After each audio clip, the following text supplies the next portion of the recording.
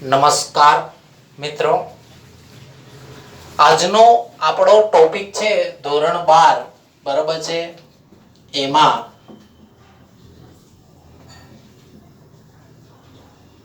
દ્વિદળીમાં શું છે? દ્વિદળી વનસ્પતિની આપણે વાત કરવાની છે. દ્વિદળીમાં ભ્રૂણ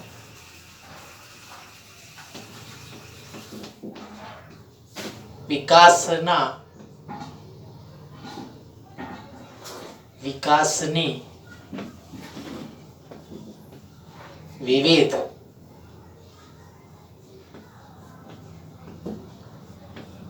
અવસ્થાઓ. બરાબર.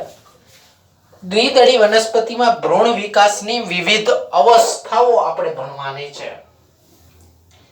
ભાઈ, જ્યારે આપણે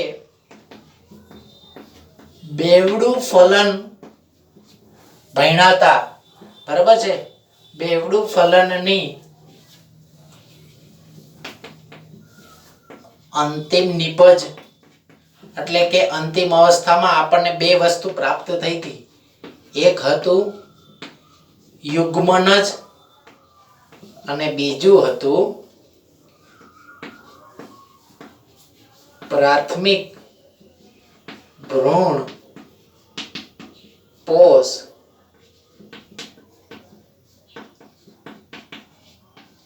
કોષ કેન્દ્ર. બરાબર. બે વસ્તુ પ્રાપ્ત થઈ હતી. આ 2n હતું અને આ 3n હતું. બરાબર. આવી બે અવસ્થાઓ આપણને પ્રાપ્ત થઈ હતી અહીંયા. હવે આ યુગ્મનજ છે એ શું કરે છે તો કે સમભાજન કરે છે, એટલે એકમાંથી બે કોષ સર્જાય છે. જ્યારે યુગ્મનજ છે એ સમભાજન કરે એટલે આવી કઈક અવસ્થા જોવા મળે છે. આમાં બે કોષ હોય છે. બે કોષમાં ઉપરનો જે કોષ છે એને અગ્રસ્થ કોષ. ભાઈ, આને અગ્રસ્થ કોષ શું કામે કહેવાય એ જરાક હું તમને કહી દઉં. આ યુગ્મનજ બન્યું ક્યાં હોય તો કે ઓલું ભ્રૂણપુટ આપણું હતું એમાં નીચેની બાજુએ. નીચેની બાજુએ જે તલસ્થ કોષ છે, બરાબર છે, એમાં બે પ્રકારનો, એનો જે તળિયાની દિશામાં મુખ પ્રદેશમાં હોય, એટલે આ રીતના બે કોષ સર્જાય છે. એમાં જે ઉપરનો જે કોષ છે, નાનો કોષ તમને દર્શાવાય છે, દેખાય છે, બરાબર છે, આ કોષનું નામ છે અગ્રસ્થ કોષ. શું છે? આને શું કહેવાય છે? અગ્રસ્થ કોષ. આને શું કહેવાય છે? તલસ્થ કોષ કહેવાય છે. આ બંને કોષ છે એ સમભાજન કરે એટલે બે માંથી કેટલા કોષ થાય? 4 કોષ. અહીંયા યુગ્મનજ છે એ 2n છે. આ બધી રચના હવે 2n રહેશે. આ સાંભળજો, આ 2n છે, આ 2n છે, આ 2n 2n 2n 2n 2n માંથી n બનવા માટે અર્ધીકરણ જોઈએ. એટલે અહીંયા ક્યાં અર્ધીકરણ થતું નથી. અર્ધીકરણ ક્યારે થાય તો કે જ્યારે જન્યુનું નિર્માણ થાય ને ત્યારે જ અર્ધીકરણ જોવા મળે. બરાબર. અહીંયા સમભાજન જોવા મળે છે. જ્યારે આ બે કોષ અહીંયા બને છે, અગ્રસ્થ કોષ અને તલસ્થ કોષ, બંને કોષ છે એ સમભાજન પામે એટલે 4 કોષ બને છે. એટલે આ ઉપર જે અગ્રસ્થ કોષ છે ને એ વિભાજન પામશે એટલે એ આમ આયામ વિભાજન પામશે, એટલે કે બાજુમાં ગોઠવાશે. જુઓ, અને આ છે એ અનુપ્રસ્થ ગોઠવા એટલે ઊભું ગોઠવાશે. સમજાઈ ગયું તમને? એટલે જો આ કોષની ગોઠવણી કેમ છે? આમ છે. આ કોષની ગોઠવણી કેમ છે? આમ છે. બરોબર છે. એટલે આ બે નીચેના જે છે એ કેવા કોષ છે તો કે તલસ્થ કોષ છે. બરાબર. જ્યારે આ ઉપરના બે કોષ છે એને કેવા કહેવાય છે? અગ્રસ્થ કોષ કહેવામાં આવે છે. તો મિત્રો, હું તમને એટલું સમજાવું કે યુગ્મનજમાંથી જે દ્વિદળીમાં ભ્રૂણ વિકાસ થશે એ કઈ રીતના થાય છે એ આપણે જોવાનું છે. એટલે યુગ્મનજ થયો, એમાંથી આવી રચના થઈ, એમાંથી આવા 4 કોષ બન્યા. એમાં ઉપરના બે છે એ અગ્રસ્થ કોષ છે, નીચેના બે છે એ તલસ્થ કોષ છે.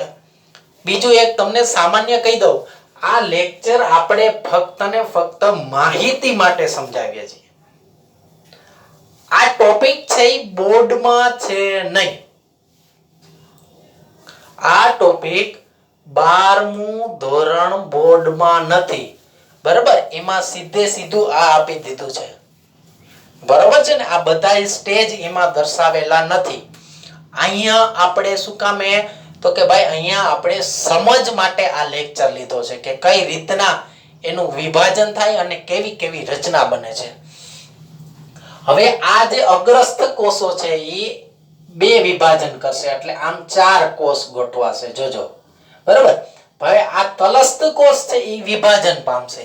એ વિભાજન પામશે ને એટલે એક રચના બનશે, કોષ ઉપર કોષ, આવી દાંડી જેવી. આને કહેવામાં આવે છે, દર્શાવી દઉં અહીંયા, નિલંબ કહેવામાં આવે છે. શું કહેવામાં આવે છે એને? નિલંબ. અહીંયા ઉપર છે એને આપણે એમ કહી શકીએ 4 અગ્રસ્થ કોષો. અહીંયા જે છે એ તલસ્થ કોષ છે ભાઈ.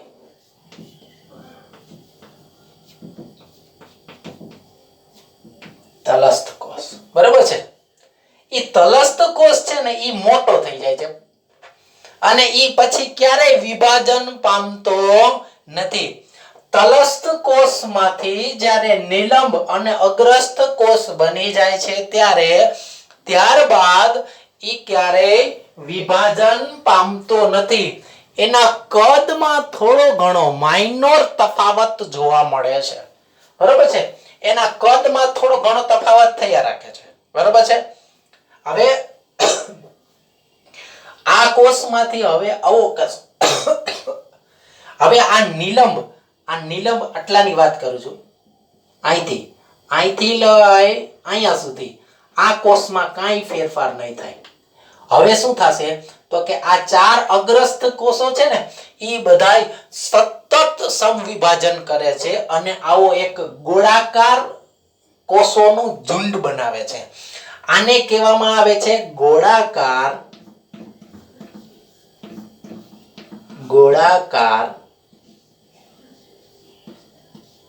ભ્રૂણ અવસ્થા. શું કહેવામાં આવે છે આને?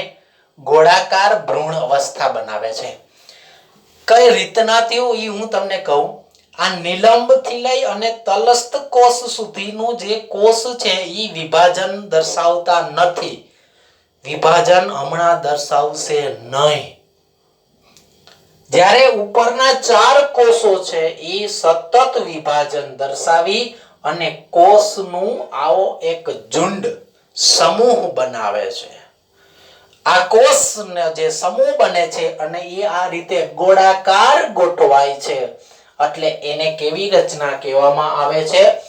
ગોળાકાર ભ્રૂણ અવસ્થા કહેવામાં આવે છે. બરાબર છે.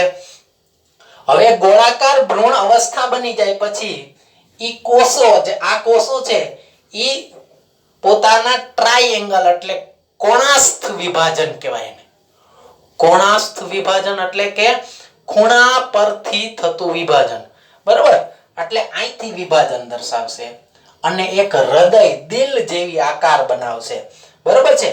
આ હૃદય જેવી આકાર બનાવે છે. આ જે અવસ્થા બની છે આને કહેવામાં આવે છે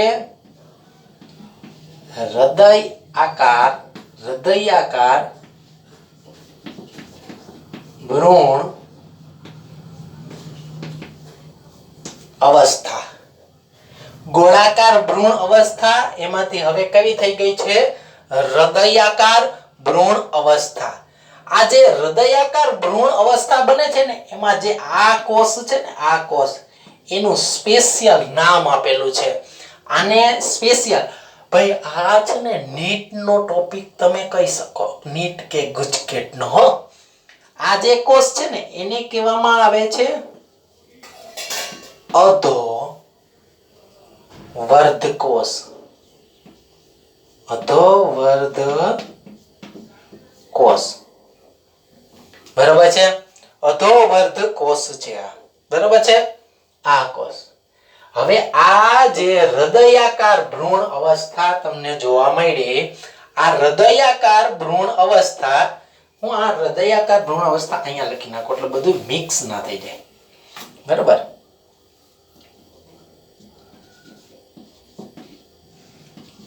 હૃદયાકાર ભ્રૂણ અવસ્થા. બરોબર છે. આ હૃદયાકાર ભ્રૂણ અવસ્થા છે. આ હૃદયાકાર ભ્રૂણ અવસ્થા, હવે આ બંને કોષો છે એ સતત સમવિભાજન પામી અને આવી રચના બનાવે છે. બરાબર. અહીંથી આ ઉપડશે એટલે આ જે છેડો છે ને એમાંથી આવી રચના બનશે, આ જે છેડો છે એમાંથી આવી રચના બનશે. બરાબર. આ જે સતત થયેલી કોષની ગોઠવણી છે આને કહેવામાં આવે છે પુખ્ત ભ્રૂણ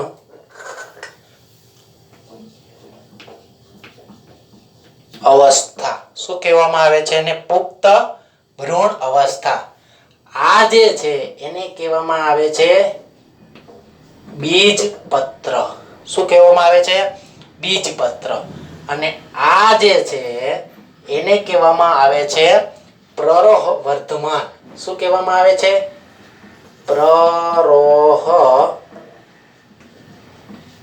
વર્ધમાન. બરાબર છે. અને અહીંયા જે છે એને કહેવામાં આવે છે મૂળ વર્ધમાન. બરાબર.